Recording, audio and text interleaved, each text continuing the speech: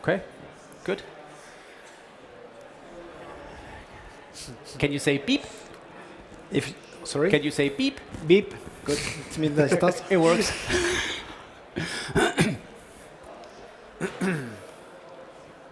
I think we're right on time.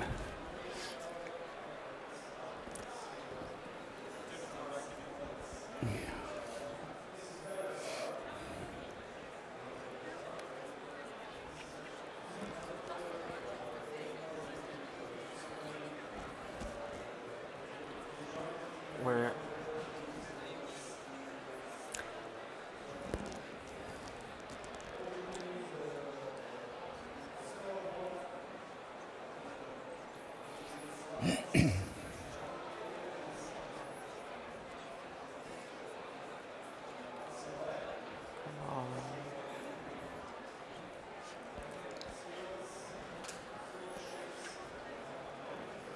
Laurent? This is what goes out. All right, we're on. Okay. Hey, everybody, it's 3:30. After a few technical things, we are here on time with our next guest, Laurent Ballesta. He has an exhibition right here, so if you happen to be at the show, you definitely have to come by and check out his exhibition here in in Hall 11. Welcome, Laurent. This is not the first time, but kind of the first time that you're here at the boat show, right?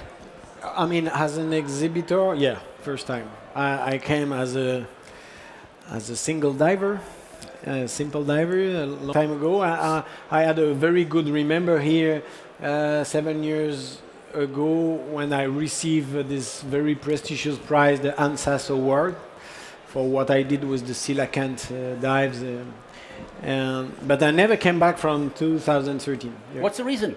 You don't like the German? No, it's just too close to the French dive show, and after the French dive show, I'm just dead. Okay. And I need to recover to spend time in my little cabin close to the sea for a few weeks. But now that you have Sylvie, your lovely assistant, you're not that tired after the show? I'm the slave of my patient. Okay. Of my patient. So we can't wait to see what you've been up to. 700 sharks into the dark. Tell us more about it. Well, the first thing is that the first time I came to this place here, Fakarava Atoll, French Polynesia, it was not even for the sharks. It was just for what I heard about an amazing aggregation of groupers. And it was also to make a whole dream come true, to spend 24 hours underwater, a long 24-hour dive at 20 meters. It was quite complex. It was much more difficult than a deep dive in terms of decompression. But it was the pain to try, because this place, you can, there is so many things to watch. And so I did here this 24-hour dive to be face to face with these groupers. We had time enough to count them with photo protocols. The result was 18,000 groupers, the highest density of camouflage groupers. Don't forget that the rest of the year this grouper is solitary.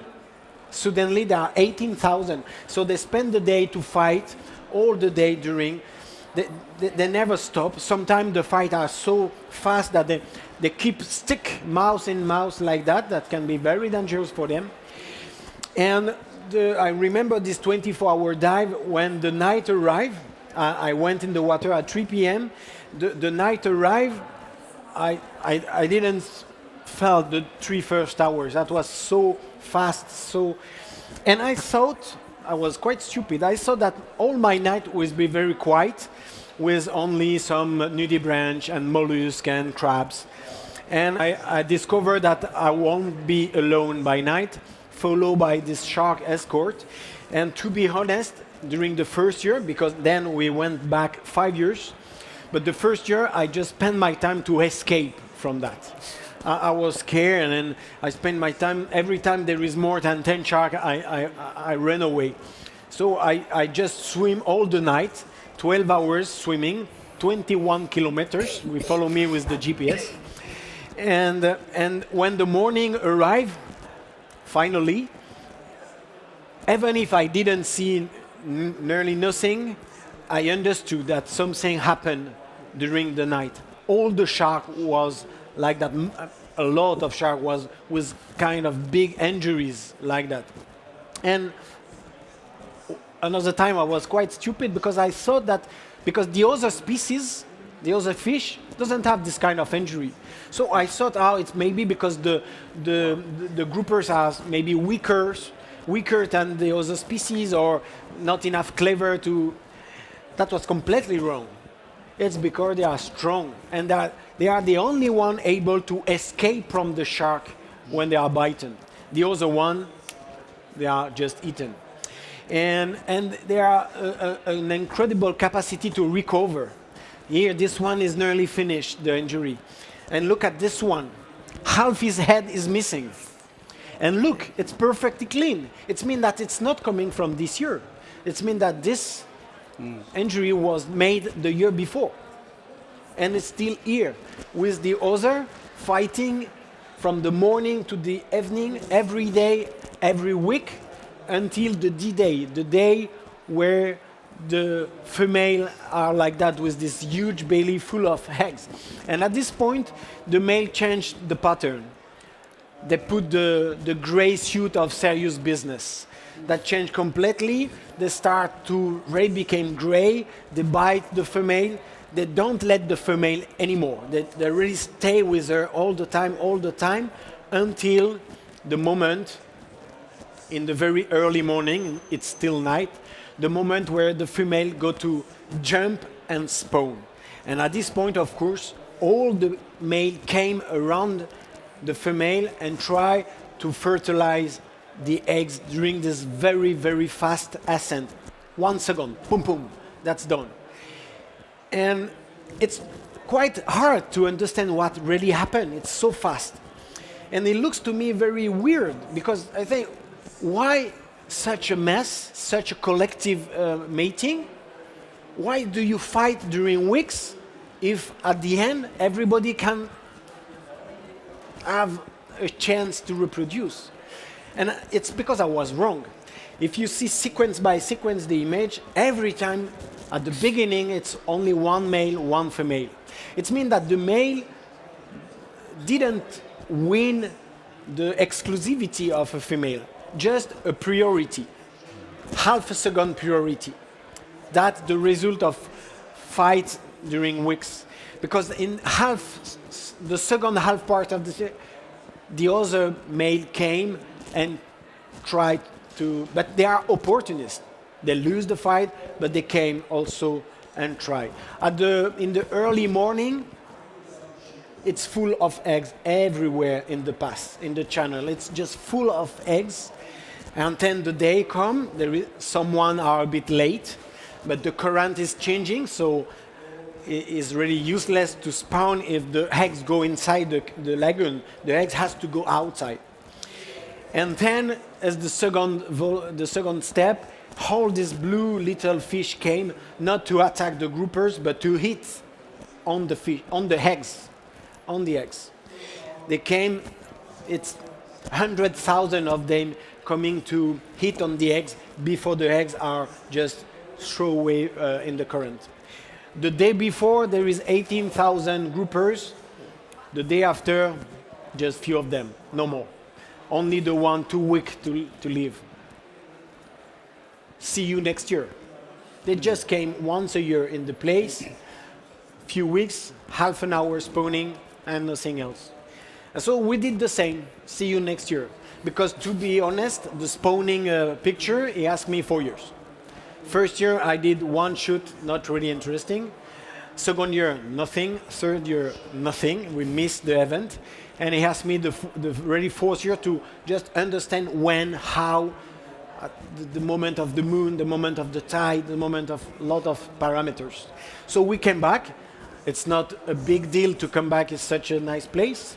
With all my friends, more and more every year, because we had to the photo challenge, we had a scientific study, and And there is not only the mating that we were waiting, because to be honest, what that scared me by night was also fascinating, all this shark by night. So we came back for them. We count them, not by night. Like by night they are too fast. We count them by day, 700. 705 to be sharp. In something like less than a soccer field. It's mean the highest density for gray reef shark so far. There are really a lot, but as I told you at the really beginning, we didn't dare to approach, because you see, when you see them like that, breaking the corals, of course you stand back. I mean, they completely change. Even the shape changed by night. The shape of their mouth changed by night. So, you know, it's like a loup-garou. I mean, it's like a vampire. I mean, they completely change at night. So that was quite scary. When you see them biting each other, bumping each other, of course, you have a kind of new respect for them. You stand back. But year after year, of course, there is some moment a little bit scary, but you're going to see, oh, there is no sound. Ah, that's a pity. So you see that it was more and more close, more and more. But what we realized is that we never been targets for the shark. We were just obstacles on their way, on their hunt way. And when you understand that, then it's easy to keep calm. But of course that need time, that need hours and hours with them to feel confident, to keep your eye in the frame even when you are bumped. And I never been injury. And the only day I had this cut, of course I thought it was a shark. And it was not. It was coming from a shark holding a surgeon fish in his mouth. And it was the blade of the surgeon fish. The shark was shaking the surgeon fish, and the blade cut me. And you can see that on the video. It's not the shark who bite me, it's the blade. So definitely we were not target, and there is no mistake. They know what they do, and they do it quite well. But that's why that at the beginning we were like that, you know, in this ridiculous position. If he can put his legs behind his ears, he will. But the same diver the year after was more and more confident, and at the end it was under the school. Why? Not just because we like to take risks. We don't like take risk for nothing. It's just because we understood that everything happened in the middle of this pack. Because it's like one shark with 700 jaws hunting really together. And we understood that what we really want to understand was inside the pack. Sometimes there is a kind of window where you can see that something happened. Even if you don't, I think even the fish doesn't understand what happened here. What we understood very early is that when they try to hunt alone, they never success. They really cannot. And you know, we could be. It could be easy to say, oh, it's so weak, this little red fish with his big eyes. It's like a baby, you know, in the middle of the wolf. But no, it's wrong. This fish is the result of millions of years of evolution. If it's here, this little fish is because he's able to escape the sharks. So that never, even here in the situation, you can imagine that it's done. It's done for the fish, but no. And there is just tenths a second from this picture to this one. Look at the fish; he just hops out down, and he escaped to the jaw. But everything changed when they start to hunt together. At the moment they start to cooperate, that's another deal for the prey. When they surround the prey like that, half a second later, the prey disappears. So the only solution for the prey is to keep hidden, to hide. Or at least just don't move. If you don't move, it's okay. The shark have a very good view by night, but they are focused only on moving stuff. If you don't move, it's okay. But if you move, of course, you are surrounded, and the next second you catch, you are really trapped by the pack of the sharks. That's really a cooperation, but as soon as the prey is caught, it's only competition then, and there is no share. It's not like a wolf pack who share the prey. No, it's really competition, and every time it's the same. The prey try to hide, they move, they are surrounded, and then they are trapped. But then competition starts, and the shark, lucky enough to get the prey, has to escape as far and as speed as he can, because all the group of the shark follow him, try to get a piece of the prey. The second thing we understood year after year is that normally the gravy shark just attack on small prey, maximum 40 centimeters, the groupers, that's the maximum size. But when they are all together, when they start to feel very confident, when they are used to hunt together, sometimes they dare to attack bigger prey like a huge moray eel. It's maybe half the size of the shark, half the weight, but they try, even if the moray bites them as well. And compared to the other prey, it's a very long fight, maybe 3 or 4 seconds. But it's a long fight. The other prey, it's half a second. Voila.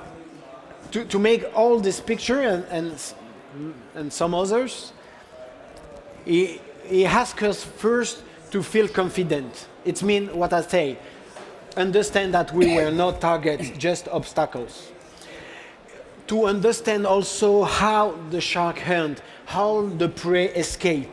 Because this kind of picture, even full frame like that, I didn't see nothing. It's too fast. I discovered the picture after, so I have to anticipate where the bite will be, when the hunt going to happen. And then we have to find a way to light the night in the right way. I mean, in a way who looks like the night. And who looks like a moonlight.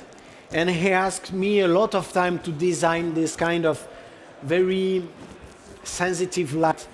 The idea is not to change the night in day. I wanted to, and the secret is, I mean, maybe the main secret is that there is no secret. My friend and I, we spent 5 years, 3,500 hours, doing every day and every night exactly the same dive, from point A to point B, every night the same one. I mean, adventure is routine. I mean, adventure who gets results is routine. If not, it's vacation. And you do that every day, every year, and that's why we did. But I would like, I wouldn't like to let you with the idea that to make something new, you need a big team, long-term project, take risk, and work and no pleasure and all these things. That's wrong. Of course, we really enjoy it. But I think that underwater wildlife watching is young enough that you can also make great stuff just by chance. And for example, that was the last day. All our gear was packed. Half the team already left. And I suddenly, through the surface, I saw this very sudden aggregation of banded surgeonfish. The shark was there also. I went in the water just with a snorkel, take photo, and in just 10 minutes, all the surgeonfish came close to the surface and suddenly they spawned. Half an hour before, no one fish. Half an hour later, this incredible event, so many eggs that, you know, it's like cloud. The shark disappeared into the cloud, into the perfect light. It was 2-meter depth. It's not a deep dive. There is no current. It's warm. It's close to the shore. I remember to turn back to see if at least one of my friends with the video camera came. He was there, also even without suit because he didn't have time, and the suit was already in the bag. He went just to the camera. He filmed it, and I looked the surface. There was 2 kids, 2 children. One with the snorkel, one was not even to swim, he was with the little buoy, you know? And he was watching the same thing as me in the fucking perfect light, the perfect event, the fish who give life, the shark who try to take the life. And I realized that how I could be scared by that. How could I be scared by such harmony, beauty? I mean, I realized that the only thing who should really scare us, it's if something like that disappear. That should scare us. Thank you very much for your attention. Everything is in the book. Just here. Okay, so now we have to find a way to let the audience ask questions, because I think there's like a million questions. At least I have a million questions. Sonia, can you help us with it? Maybe with the microphone a little bit? Like the first question that comes into mind, because we're also filming a little bit with light in the night. Does the light in the night actually change the behavior of the shark? I don't talk about the scientific studies we did, but during the 5 years, I am a marine biologist, but now I'm more focused on artistic stuff and leading expedition. But every time I have a scientist with me, and not just scientists, you know, to have a talk into a film. No, to make a study. And so we test without light, with light. We make a lot of tests, and we haven't used what we call a sound camera, like a sonar, like an echography, you know, when you're pregnant and you look the baby in the belly. We use that to watch all the channel without light. What we see is that, of course, there is a little bit of difference with light, with no light. But for example, there is much more difference when it's full night or dark night. Mm-hmm. Full moon or dark moon. The difference was much higher than with my light or without my light. So just to give you an idea that there is an impact, but not so big. And anyway, don't forget that my light, it's an impact in just a little point, and the channel is 1 kilometer long and 200 meter wide. So it's not so a big deal. And with the sound camera, we see that there is a point also with the light. Of course, you can help the shark, but you help the prey as well. Mm. So yeah, it's not the result as is not significant. Okay, I see. I think what is really impressive that you have to, like, it seems like you have different kind of approaches to a project like this. There's definitely like an approach in a more like an athletic sense, like diving, how you manage to stay that long and how you actually make the ground for this. But there is definitely also a scientific approach that you mentioned, but there's also an artistic one. Is that always the same when you do this? Is this something that you always follow? I'm very glad you know that, because that's really my philosophy. When I don't, maybe it could look weird, I don't like travel. I don't like. No, I totally understand. I don't like the plane. I'm so fine in my home, my little cabins, my books, now my daughter. But I'm curious. And there is wildlife event all over the world. And sometime I heard about some events. So every time it's the point, the first point is a scientific mystery.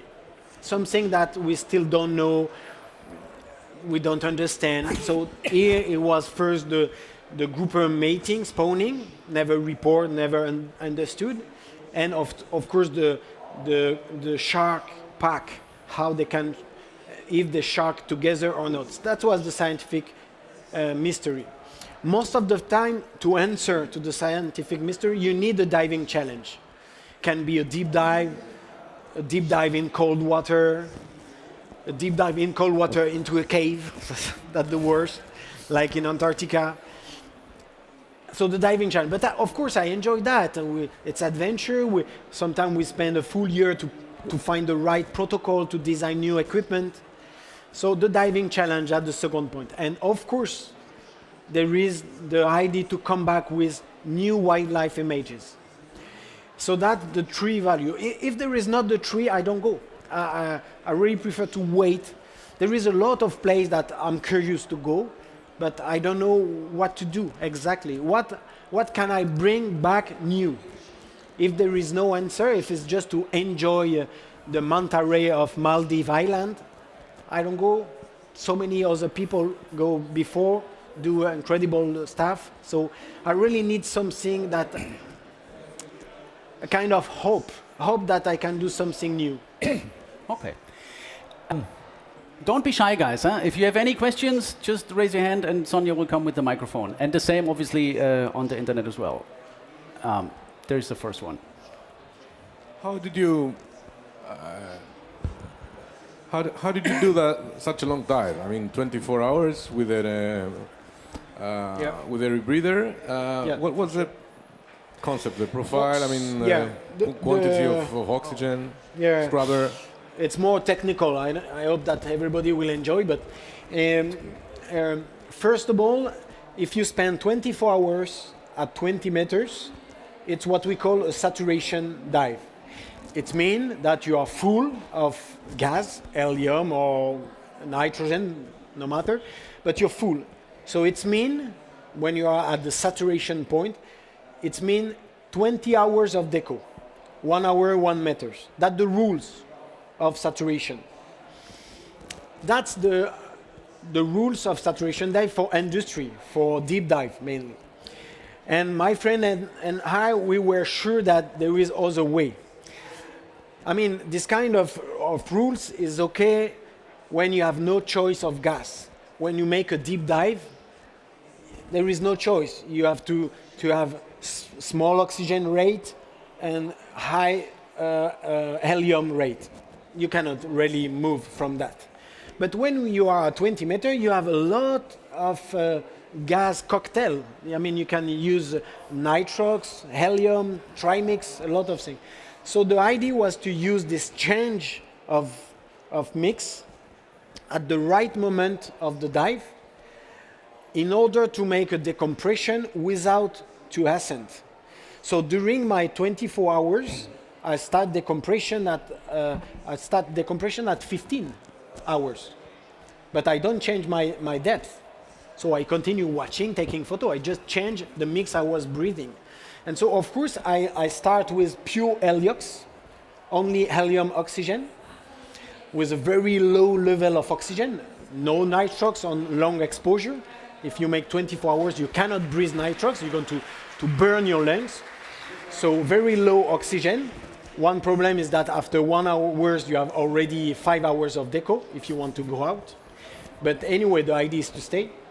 And then you replace all your nitrogen by helium in your body, so you're just full of helium. And then there is a point you're going to change your mix and put only nitrogen. So what happened? All the helium go out, even if you don't change your depth, and nitrogen go inside. But helium go outside faster than nitrogen go inside. So it means that you keep time. And in the mid-time, you don't have nitrogen anymore in your body. So even if nitrogen start to aggregate, no matter, there is nitrogen on surface. So at the end, to be short, it was only 2 hours ascent instead of 20 hours. And that was the very first time that something like that was made underwater. The only people who used this technique was people who dig tunnels. You know, it was not deep divers on oil rigs or this kind. It's coming from workers who make tunnels from France to England, for example. They work at 2-3 bars of pressure. And they work with this kind of way. They start with heliox and they change to nitrogen. And so they can go out quick. That's what we use. Practical question. How do you stay 24 hours in the water? I mean, you know, there's things you need to do, like eating, drinking, and other things. Actually, first, you don't need to sleep for 24 hours.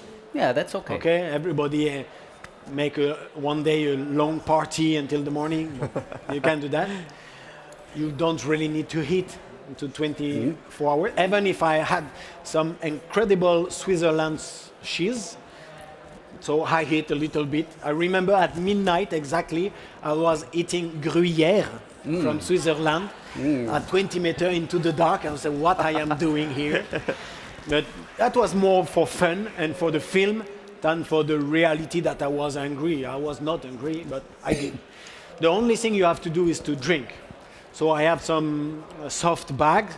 So you switch, you close your closed circuit, and you drink water from bag, and you drink. You drink and you pee with a pee valve. Because I'm a professional. Of course. What goes in needs to come out. Yeah. Of course. Yeah. Okay, if we look at the scientific, the artistic, and the technical thing, like the approach, which one was first in your career? Like when you were younger and everything kind of started? Well, it was diving, of course. I mean, when you're a kid, just with your snorkel and your mask, mainly if your parent doesn't dive at all, they are scared, they don't know swim, they have this kind of fake ID in their mind, say, oh, be careful to the jellyfish, don't go in the water just after lunch, all this bullshit. And I had all these rules. So for me, going in the water, even 50 centimeters was the greatest adventure. Because I have no this kind of good parent to say, come with me, my son, look, don't be scared, put your mask, spit in your mask for the fog, look, you know, how to use the snow. No, I was alone with my brother, and we have to explore the ocean in 40 centimeters water at the beach. And so, of course, you start with that, with adventure, with the pleasure of cross the border, go, try to go where nobody go. And when you're a kid, it's easy to imagine that you're the first, of course. So that starts with that. Then it starts with I would say that marine biology and photography, it was more or less the same. You want to understand, and you want to prove your story. You know, when you come back home after the dive of the weekend and you say, oh, I saw this thing, you see that people doesn't trust you, really. So you want to bring back something. So everything started a bit at the same time. Where did you grow up? Montpellier, south of France. It's not the hot spot of the underwater biodiversity. It's even a very poor place. But if you love diving and wildlife, in my place, it means that you will love everywhere. Except Germany, maybe? No, I had seen some freshwater lake. That's amazing. Okay. So, I think you can, the beauty of ecosystem are just in the look. No, it's just because we're a little bit jealous.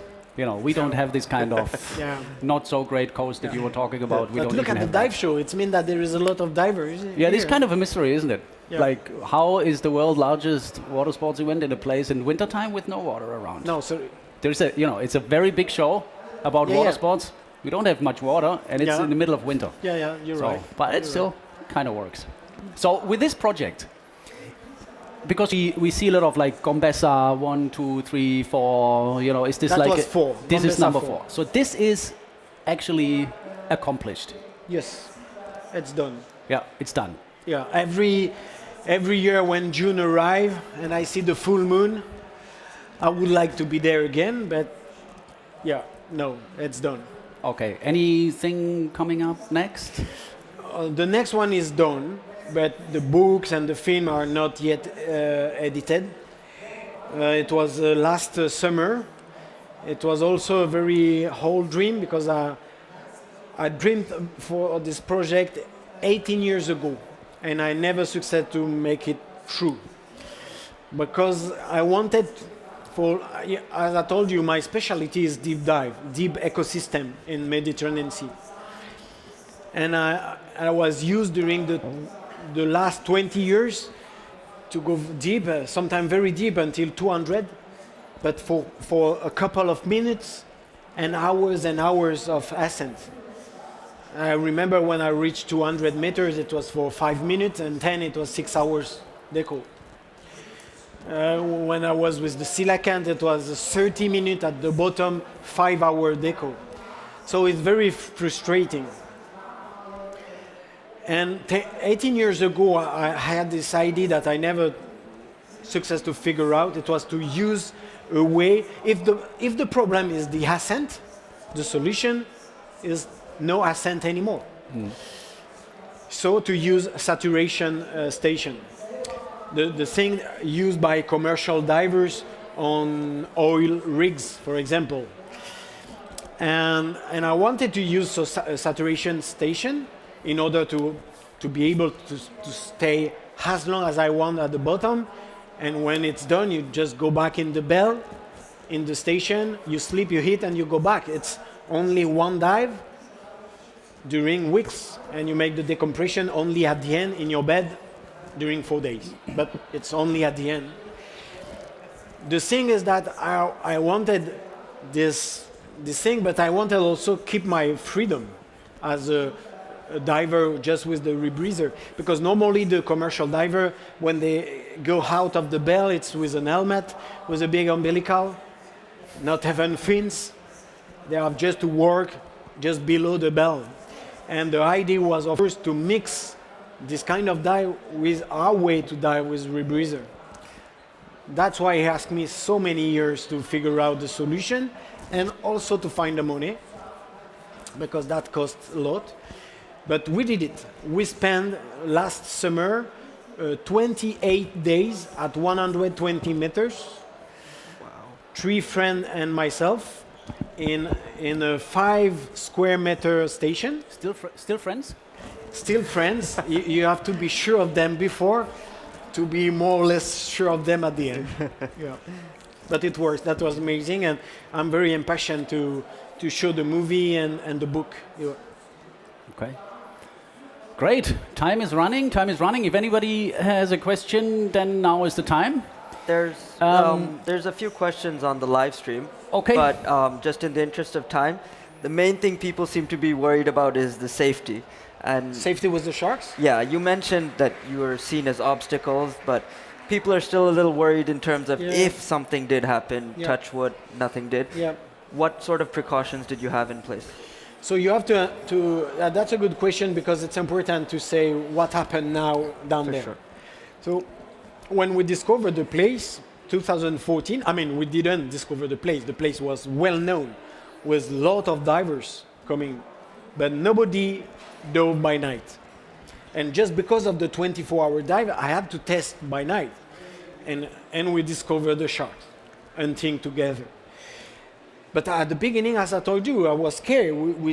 All the time we really stand back, and so we were safe because all the time we stay 10 meters from them and look. But of course, you are more and more curious. There is one day where they come close and you see that nothing happened. So the day after, and we watched the slow motion we did. We had a phantom camera, 1,000 pictures per second. And we see on this picture that they were very sharp. It's not messy. They never bite anything like that. And so we understood more and more, hours after hours, year after year, that they are sharp, and we were not really in a dangerous situation. Of course, it was impressive, but it was not dangerous. That was our point. And then we start to be closer and closer. At the beginning, for example, we were sure that we mustn't touch the bottom. If we touch the bottom, you're dead. Stay above. That was wrong. You can.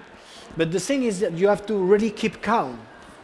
If you are bumped, you have to keep calm. If when you are bumped, you start to, maybe that can make a kind of vicious circle and have injury. Of course, keep your sock. Keep your gloves and your hood, but don't use an iron suit. First of all, because with an iron suit, you are bitten because of the electric field. For example, when we were there the 3rd year, the BBC came for Blue Planet 2. They arrived, big team, iron suit, they were bitten all the time. They don't make any good images because they were bitten and scared and all thing. No injury, of course, because of the iron suit, but no serenity. And I think the second reason is not just for safety, is also what is the message if you use iron suit? If my message is to say, look, it's harmony, they know what they do, and I use an iron suit, it means that I don't believe myself. Yep.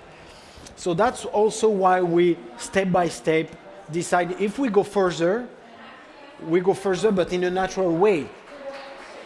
And so it has time. The thing is now, and maybe I'm a bit responsible, because BBC bought our images and all the thing, and the place now is famous also for the night activity. And a lot of people came to the place and asked for night dives.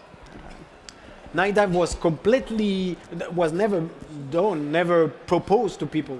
Now they are proposed. And there is already 3 accidents. One was just a panic, he reached the surface, injury to his leg. That's the first one, just because panic of the sharks. Another one lost half his hand. A third one lost half of the last part of his legs. And nothing happened to us during 3,000 hours.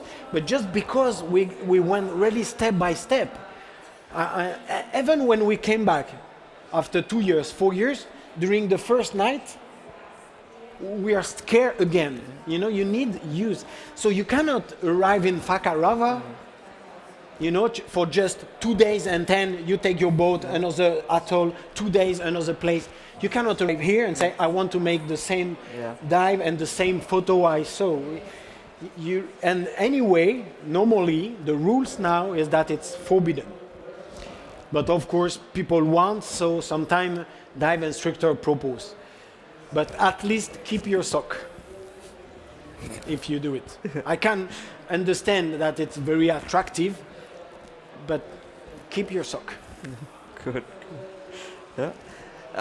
And also people, one of the more interesting questions is, you've mentioned you've done this for 4 years now.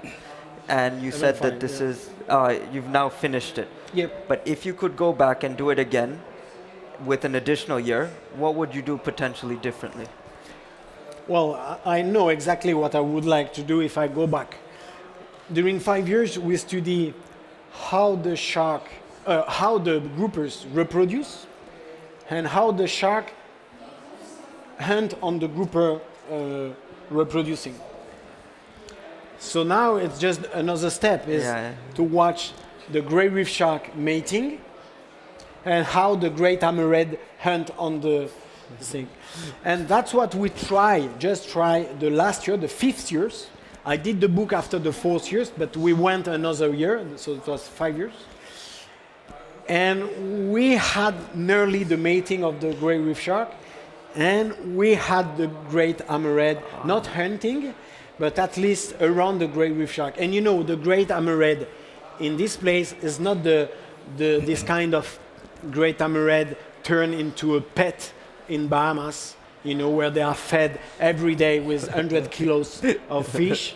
That's for me just a lack of respect for wildlife, what they did in Bahamas with all these great hammerhead who turn into pet. Make a selfie with the great hammerhead.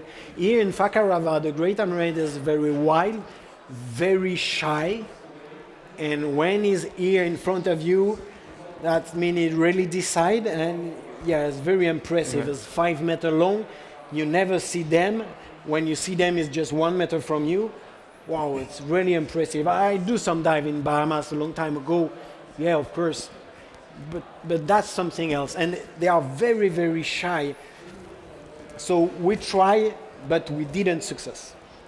But that will be the next step. Maybe another team will. Maybe next year when we sit here and talk, we'll be talking about that. Do you have another one? No, that covers it from my end. Okay. I think a good idea would be if we, because we see you tomorrow again at 2 p.m. here. So tomorrow we will focus a little bit more on the questions we have, because you also have a lot of experience in cold water diving and a lot of things, and we go a little bit more backstage about that. I think you saw you bring a little bit like photos that showed. I think there is one thing about the GoPro.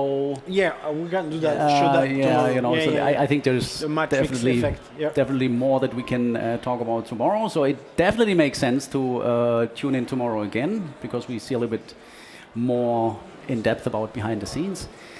Laurent, thank you very much. Thank you. We are not cutting the live stream now. We have a movie which is like 20 minutes long about the whole project, and we're gonna run that live now. We have to just switch the computers a little bit, but yeah, we do it now. But yeah, and then we see you tomorrow at 2 o'clock. And who's not been seeing it already? You brought a book as well, you said? Yeah. I signed the book just here. Okay. You cannot escape. You have to cross here. So you buy the book, you get a signature. Yeah. I do. Okay, great. Bye. Good. Thank you.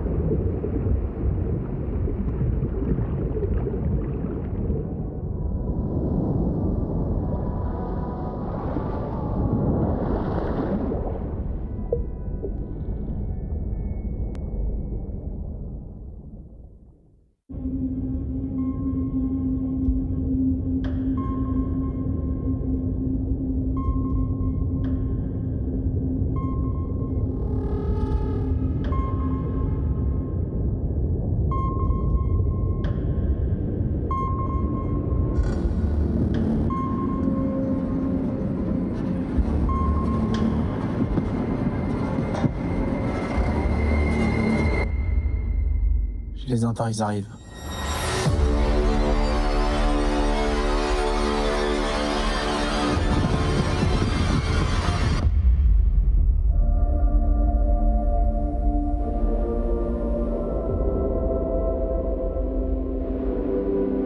L'atoll de Fakarava, dans l'archipel des Tuamotu. L'atoll est une couronne de corail entrecoupée de brèches qui relient le lagon à l'océan. Les plus profondes sont appelées des passes. La passe sud de Fakarava est un lieu de vie aux conditions uniques. Animé par des courants constants. Il est assez faible pour que les coraux puissent s'y développer et les poissons s'y réfugier, mais assez fort pour engendrer un flux nourricier permanent dont tous bénéficient.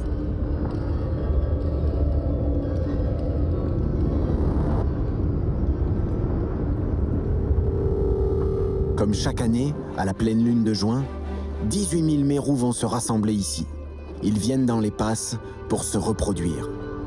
Mais ce rendez-vous romantique est en train de tourner en guet-apens. Car dans la passe sud de Fakarava se cache une densité unique au monde de requins gris. 700. Ils sont 700 à fréquenter la passe.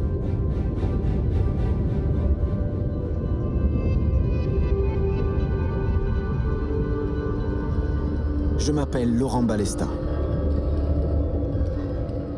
Quand j'étais gamin, je ne jouais pas aux cow-boys et aux Indiens, je jouais aux aventures du commandant Cousteau. Et finalement, aujourd'hui, à 40 ans passés, le jeu est devenu un métier, mais le rêve est resté le même. Tenter de résoudre des énigmes du monde sous-marin. Qu'est-ce qui pousse ces requins à coexister ainsi? L'esprit d'équipe ou l'esprit de compétition? Se pourrait-il que la horde sauvage soit en réalité une meute organisée? Ces requins m'obsèdent. J'ai donc appelé 20 des meilleurs scientifiques et plongeurs à joindre leurs forces.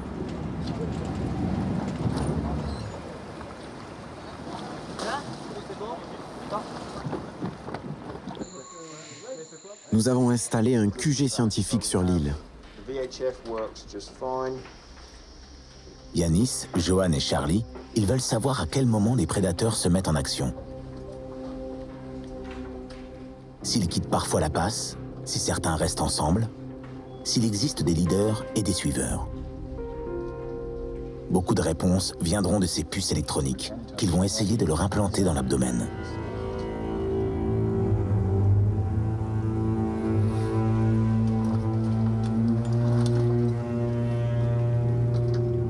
Mais comment faire sur des requins surexcités? J'ai une idée. Mine de rien, là, c'est quand même la partie la plus importante de la mission qui se joue, quoi, hein. Est-ce que ça marche, cette méthode-là, qui n'est pas du tout agressive, ou est-ce que ça marche pas, hein? Donc, Mais c'est un essai. Ouais, c'est un essai, mais ça serait bien qu'il soit conclu, hein.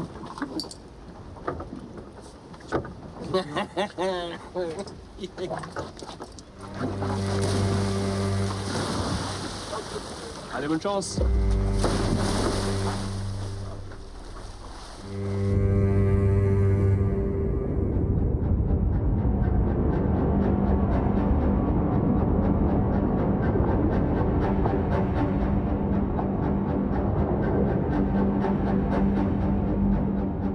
Partout ailleurs, les scientifiques pêchent les requins à l'hameçon pour les marquer. Avant nous, des chercheurs ont montré qu'un requin retourné sur le dos tombe en état d'hypnose, en catalepsie. Ici, notre idée consiste à les immobiliser à la main, puis les passer au lasso. C'est une méthode forcément moins violente.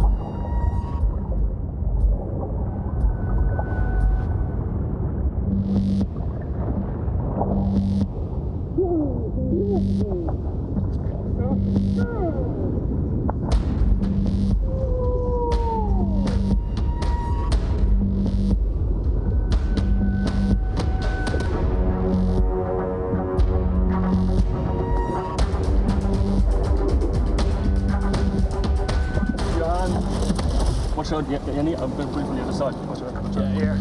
Good, good. Give it more indeed. 1, 2, 3.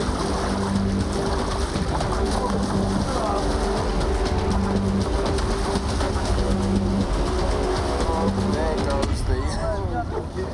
Good boy. Don't touch again. There you go. There we go. Close, close, close, close, close.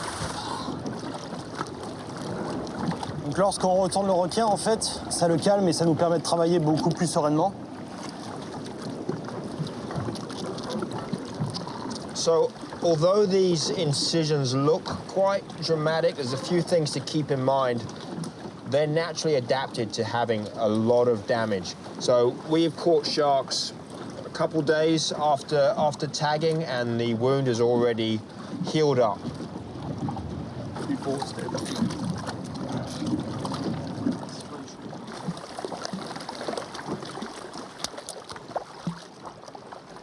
Flip it. It's gonna go by itself. Perfectly. Ces requins chassent la nuit.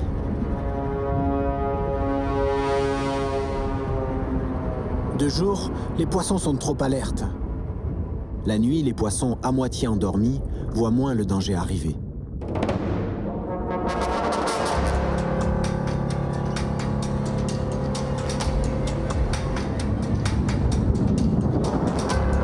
Tout va très vite, mais nous avons compris que nous n'étions pas menacés.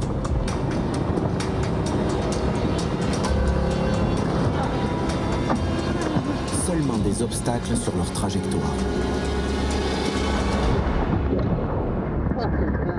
Nous sommes donc aux premières loges pour assister à la chasse des requins.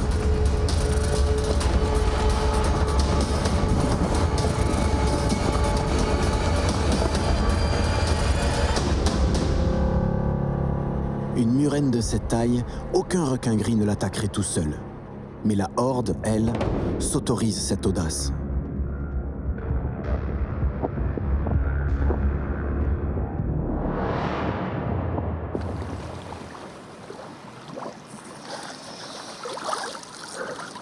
T'as compris tout droit, tu les as tous? Non, moi ça va, je fais mes gants. You know, I've been fortunate to dive all over the world with sharks, and I've never in my life seen something like that. That was beyond belief. I'm so happy to hear something like that from a guy from like you. Oh my God. Yeah.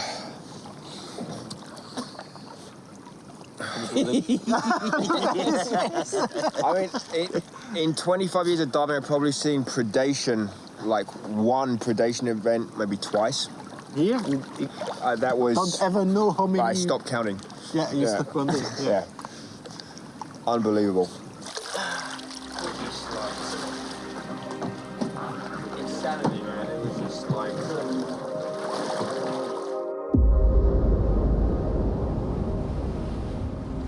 C'est difficile de voir ce qui se passe pendant une chasse. Nous avons donc imaginé une solution. Il nous a fallu 9 mois pour élaborer cette arche.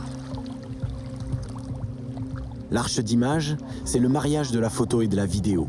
Figer une scène de chasse au centième de seconde et tourner tout autour. Pour l'instant, ça flotte, hein. Ça touche pas, là. Ah ouais, quasiment pas. On a tous la sensation de tenir entre nos mains une machine futuriste pour contempler le monde sous-marin autrement.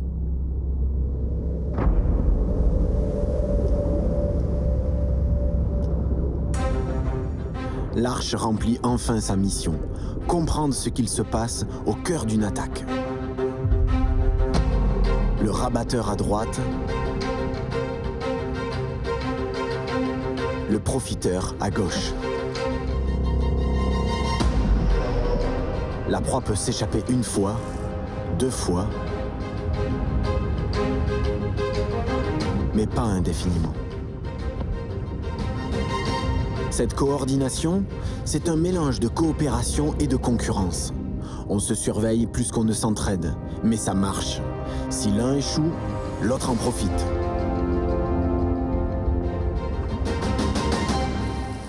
Au QG, Yanis décrypte nos premières images. Here in Fakarava, there's so many sharks, there's so much predation that goes on, that for the first time, we really can try and understand shark hunting tactics and, more importantly, how that applies to the social system of the sharks.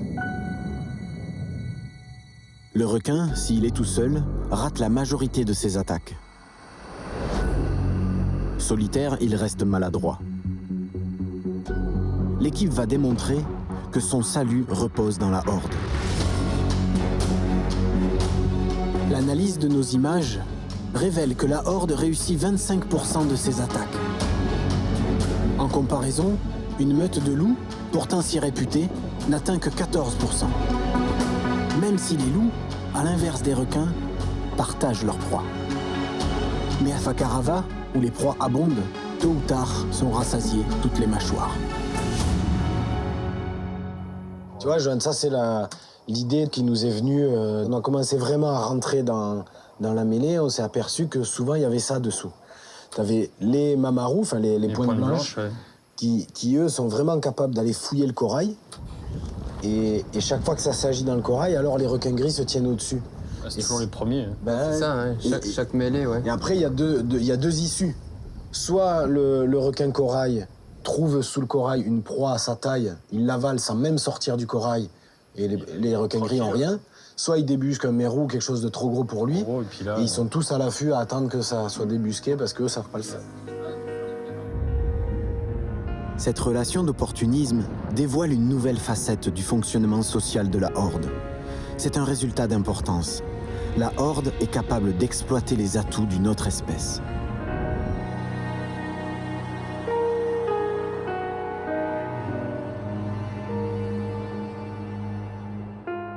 Déjà 50 nuits de plongée. Ce soir, c'est la pleine lune. La nuit la plus importante pour les requins et pour nous.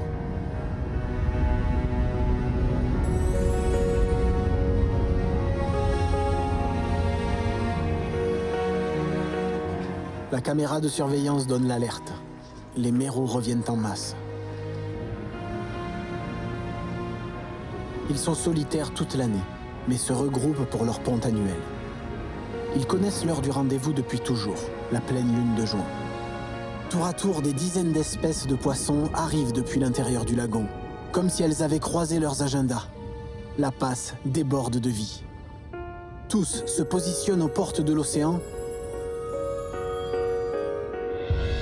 pour bientôt expulser leurs œufs et leurs semences dans le courant, vers le large, et donner une chance aux larves de survivre loin des prédateurs du récif.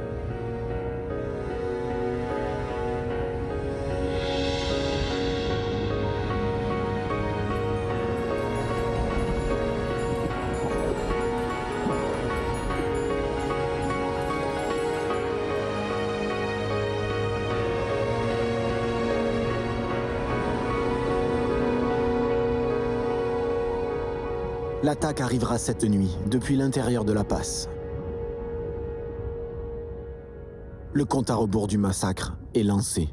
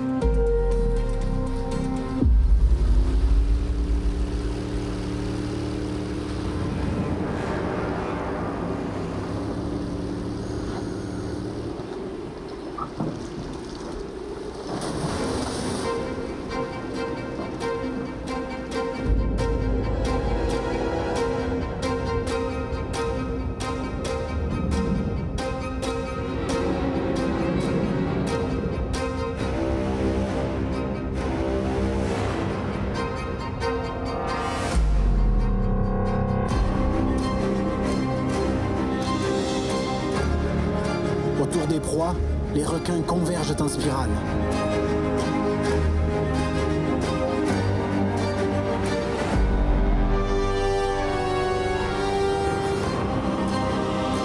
Les tornades de mâchoires finissent en pluie d'écailles.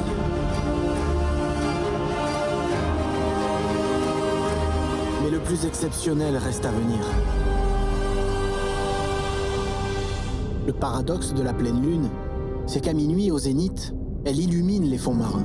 Mais à 5 heures du matin, basse sur l'horizon, elle ne pénètre plus. Les requins sont dans le noir, fatigués, comme aveugles. Ils relâchent la pression et les mérous en profitent. L'heure de la ponte a sonné.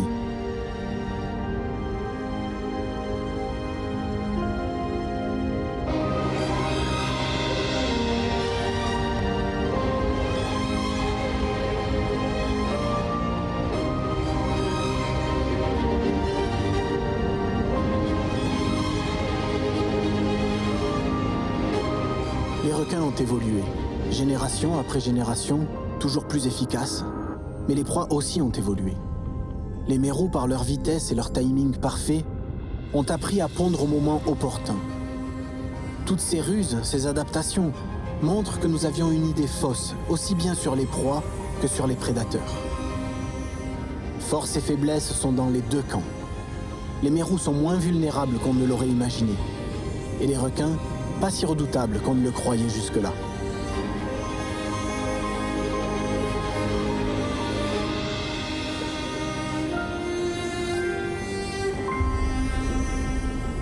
Le spectacle s'achève quand le jour se lève. La lune continue sa course, les mérous et les requins se reverront dans 1 an. Qu'un tel morceau de nature sauvage puisse encore exister, nous effraie, nous éblouit et surtout nous rassure.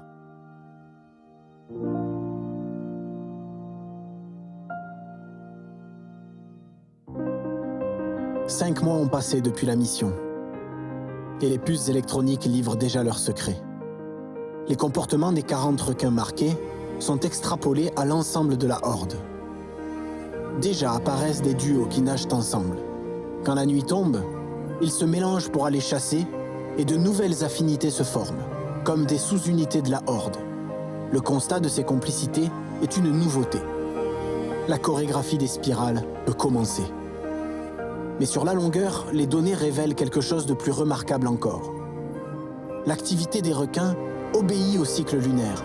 Bien davantage que la quantité de proie, c'est la quantité de lumière de lune qui détermine l'intensité des chasses. Pour la première fois, il est montré que leurs chasses se traduisent par des attitudes collectives.